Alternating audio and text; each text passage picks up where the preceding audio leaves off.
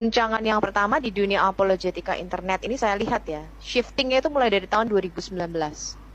Ketika pertama kali terbongkar bahwa ada begitu banyak versi Quran bahasa Arab.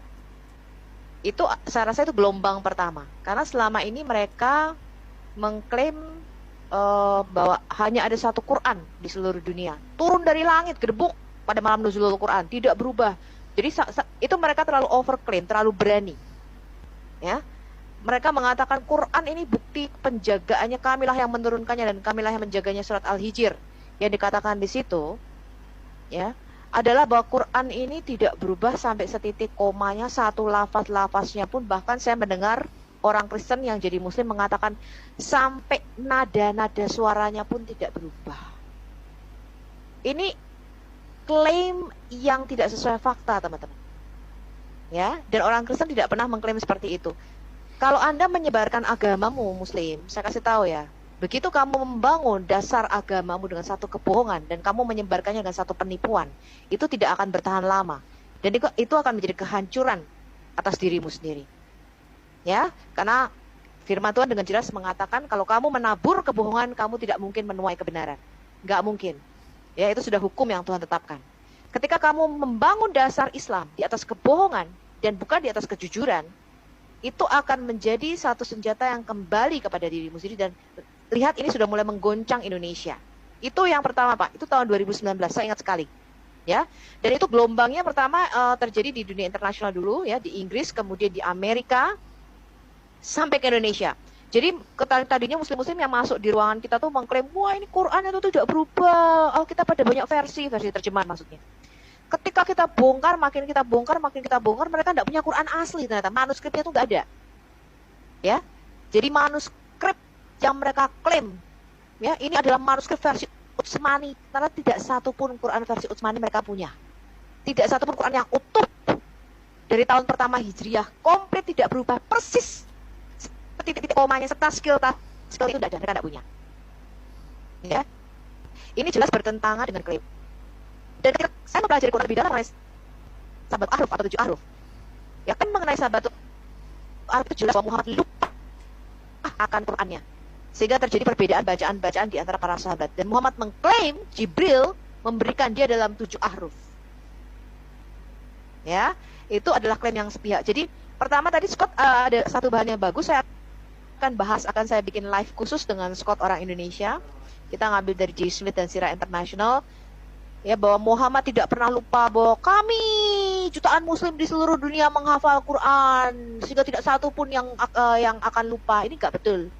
Ya, bahkan kita sudah mengekspos ayat-ayat yang dimakan kambing, ya, ayat rajam dan menyusui dewasa. Kita sudah mengekspos kira-kira ada 70% dari jumlah surah itu yang hilang. Ya, yang sekarang ini tinggal 30%.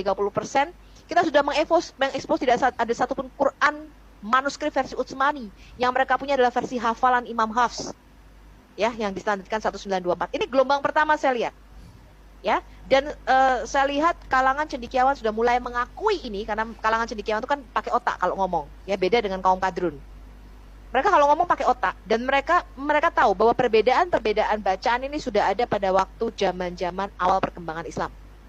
Saya sudah bikin videonya dan saya sudah tunjukkan. Gelombang kedua yang kita sapu sekarang adalah origin daripada Quran atau proto-Quran namanya. Ya, kemarin debat dengan Hussein dan Solikin mengguncang, dan saya lihat ini sudah menjadi bahan pembicaraan di pesantren-pesantren di seluruh Indonesia. This is very good. Bahwa origin daripada Quran bukanlah berbahasa Arab. Ya, karena ada kata-kata asing total. Kita sudah mengklasifikasikan kira-kira 300 lebih kata-kata asing yang diserap di dalam Quran, dan bahkan ada kata-kata yang orang Arab sendiri nggak tahu artinya apa, karena itu kosakata asing. Ya, ini membuktikan bahwa proto-Quran atau the origin of Quran bukanlah bahasa Arab. Sehingga Quran sendiri berkali-kali mengkonfirmasi ini diturunkan dalam bahasa Arab, ini diturunkan dalam bahasa Arab. Kenapa? Karena aslinya bukan bahasa Arab. Ya, dan ketika orang Arab mendengarnya, mereka tahu ini bukan bahasa Arab. Kita tahu itu adalah bahasa Aramaik, ya, mungkin sedikit campuran. Kemudian ini saya rasa gelombang ketiga, di mana Pak Lidara juga kemarin sudah mengungkapkan bahwa ada beberapa surah yang ditulis oleh orang Yahudi. Betul ya Pak Lidara? Iya, betul. Dan saya rasa ini akan menjadi sesuatu yang masif, karena itu sesuai dengan sejarah yang kita baca mengenai saya sudah membukakan kemarin dari Abdul Masih Al-Kindi dan dari Yohanes Damaski, bahwa memang Muhammad itu bertemu dengan beberapa orang Yahudi. Dan dari sumber Islam sendiri, kita tahu bahwa Muhammad menerima kitab-kitab berbahasa Ibrani dan Aramaik, dan dia menyuruh Said bin Thabit untuk menerjemahkan kitab-kitab tersebut dan menyuruh Said bin Thabit untuk belajar bahasa Ibrani. Ini gelombang kedua.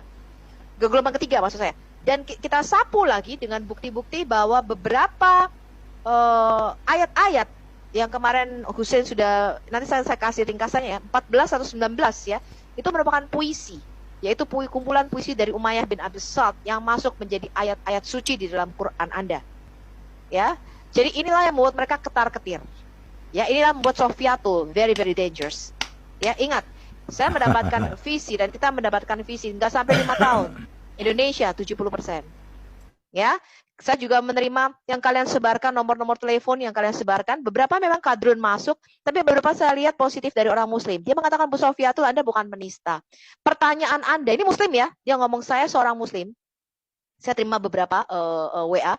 Saya seorang Muslim, dan apa yang Bu Sofiatul katakan ini mewakili apa yang saya rasakan. Cuman saya nggak boleh tanya sama Ustadz saya, Bu. Dia bilang begitu. Tetapi apa yang Ibu sampaikan itu benar. Ya, dan ini membuat sesuatu yang baik, karena saya percaya firman Tuhan Roma 8:28 ya, Tuhan turut bekerja dalam segala hal untuk mendatangkan kebaikan.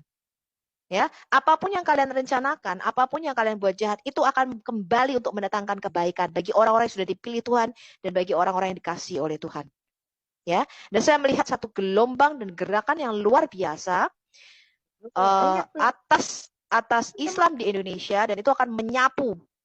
Ya, dari mulai Aceh sampai Papua. You just wait. Ya, Anda lihat saja. Ya, karena apa yang kita sajikan itu berupa data-data yang bisa dipercaya dan Anda boleh mengecek sendiri. Nanti di dalam video selanjutnya saya akan membuat video tentang Maryam yang tertukar yang kemarin sempat terhambat karena saya masih menyelidiki silsilah Maryam menurut Alkitab dan menurut sumber Kristen ya. Tetapi bahwa bukti-bukti indikasi yang sangat kuat bahwa Isa Al-Masih disalibkan pada zaman Musa, Isa Al-Masih itu hidup pada zaman Musa. Ya, itu indikasi yang sangat kuat di dalam Quran bahwa Quran ini salah sejarah, dan Anda Muslim, Anda harus bisa menerima fakta, kenyataan bahwa Quran memang bukan kitab sejarah. Ya, Quran bukan kitab sejarah, tapi merupakan kitab puisi. Ya, merupakan kumpulan puisi dan merupakan satu saya nggak tahu ya Anda memandangnya sebagai apa. Mungkin kalau syair mungkin ada hikmahnya juga ya. Kalau kitab dongeng itu kan ada hikmahnya ya kan. Misalnya dongeng, kancil, nyolong timun itu nggak benar-benar terjadi sih kisahnya. Tapi dari situ kita bisa mengambil hikmatnya. Mungkin itu yang kalian mau. Tetapi bahwa itu tidak bisa disejajarkan dengan kitab yang berisi fakta sejarah seperti Alkitab. Ya, Alkitab itu mempunyai dukungan faktor sejarah yang sangat kuat. Kita mempunyai 25.000 penemuan arkeologi. 25.000 bukan main-main. 25.000 penemuan arkeologi berupa inskripsi, ya baik dari tanah liat, dari batu dan sebagainya, dari manuskrip dan sebagainya. Semua nama tempat, nama-nama yang disebutkan di dalam Alkitab itu merupakan tokoh sejarah dan hidup di dalam dimensi ruang dan waktu dan tidak pernah salah sejarah seperti Quranmu. Ya, nah Anda harus live with that fact. Anda harus hidup dengan kenyataan bahwa Anda tidak punya manuskrip Quran asli zaman Utsman yang ada gembar-gemborkan. Anda mempunyai banyak sekali versi Quran Arabik, total ada 37 yang sudah kita temukan. Ya, klaim Anda mengatakan Quran tidak berubah